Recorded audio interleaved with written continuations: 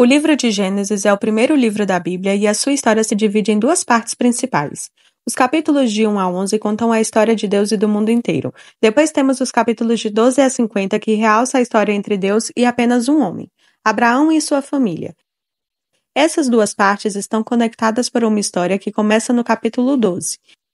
Esse esboço nos dá uma ideia de como entender a mensagem do livro como um todo, e como ela apresenta a história da Bíblia inteira. O livro começa com Deus tomando a desordem e a escuridão, descritas na segunda frase da Bíblia. E disso Deus traz a ordem, a beleza e a bondade. Ele cria um mundo onde a vida pode florescer. Deus faz essas criaturas chamadas humanos, ou Adão, em hebraico. Ele cria os humanos à sua imagem, que está relacionado com o seu papel e o propósito deles no mundo de Deus. Os humanos são criados para refletirem o caráter de Deus no mundo. Eles são nomeados como representantes de Deus, para governar o seu mundo em seu nome. O que nesse contexto significa aproveitar todo o seu potencial, cuidar dele e torná-lo num lugar onde ainda mais vida possa florescer. Deus abençoa os humanos. Essa é uma palavra-chave em Gênesis. Deus lhe dá um jardim, um lugar onde podem começar a construir esse novo mundo. A parte importante é que os humanos têm uma escolha sobre como vão construir esse mundo, representada pela árvore do conhecimento do bem e do mal. Até agora, Deus forneceu e definiu aquilo que é bom e o que não é.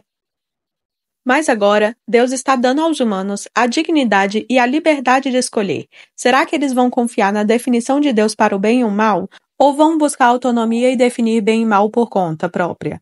É um risco muito grande. Rebelar-se contra Deus é abraçar a morte, porque você está se afastando do próprio doador da vida, e isso é representado pela árvore da vida.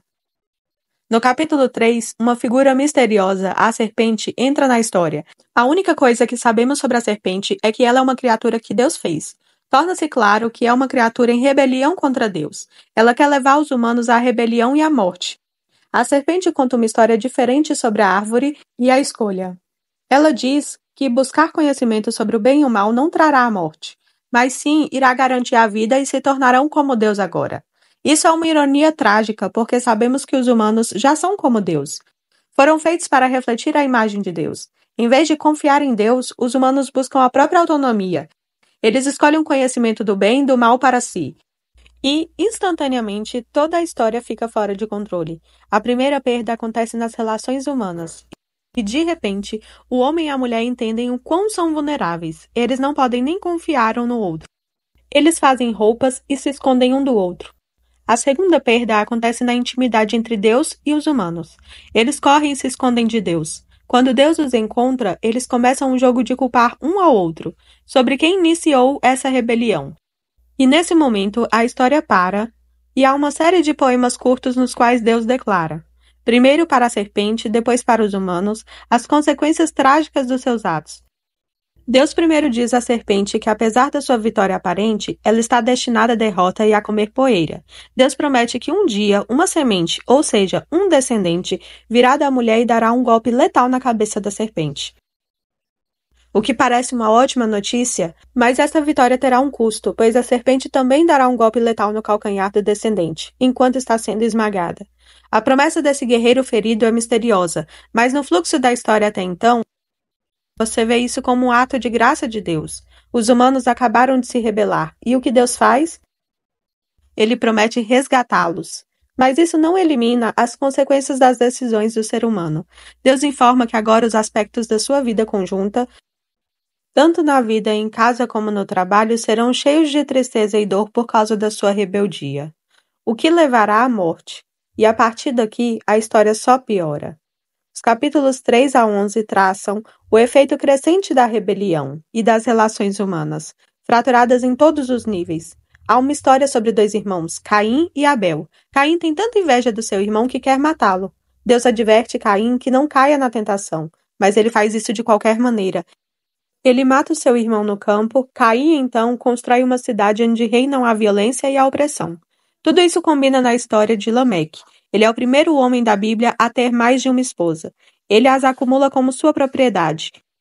E entoa uma breve canção, sobre como ele é ainda mais violento e vingativo do que Caim.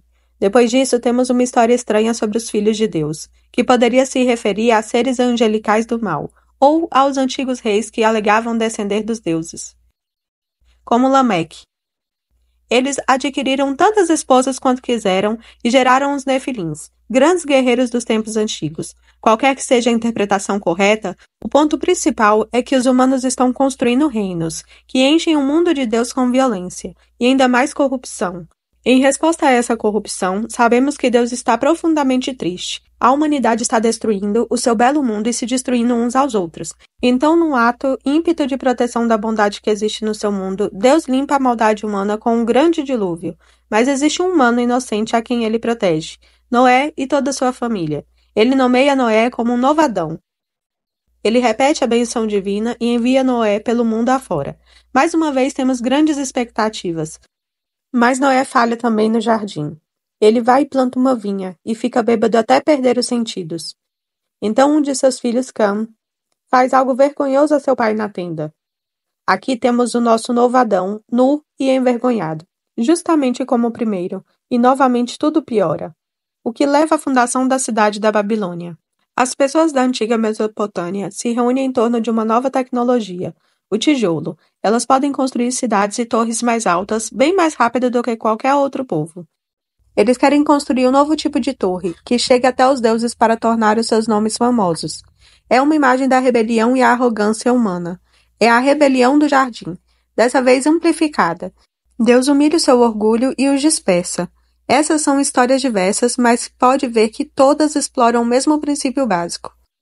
Deus continua dando aos humanos a chance de fazer a coisa certa com o seu mundo, e os humanos continuam a destruí-lo. Essas histórias afirmam que nós vivemos num mundo bom, que tornamos mal, e escolhemos definir o bem e o mal por conta própria. Todos nós contribuímos para esse mundo de relacionamentos rompidos, levado ao conflito e à violência, e, finalmente, à morte. Mas há esperança. Deus prometeu que um dia um descendente viria, o guerreiro ferido que derrotará a raiz do mal. Apesar da maldade humana, Deus está decidido a abençoar e a salvar o seu povo. Então, a grande questão é, claro, o que Deus vai fazer? E a próxima história é o elo onde encontramos a resposta. Mas, por enquanto, é disso que tratam os capítulos de 1 a 11 do livro de Gênesis.